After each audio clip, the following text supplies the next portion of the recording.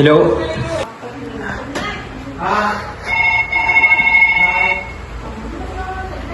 Thank you for calling. This is RW Restaurant. This is Mark. How may I help you? I would like to make a table reservation, please. Certainly, who am I speaking to? Mr. Drew. May I spell out your name? D-R-E-W. Yes. May I know your contact details? 0906-353-8805. Thank you, sir. When do you want your reservation, sir?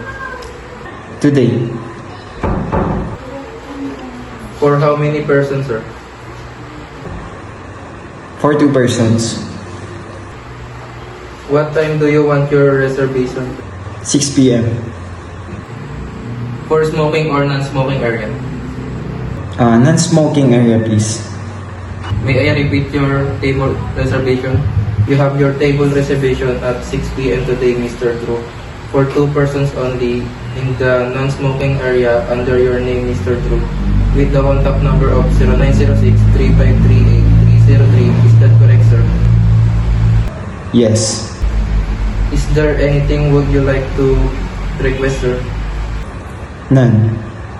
Mr. Drew, thank you for patronizing RW Restaurant. We looking forward to welcoming you. Okay, thanks.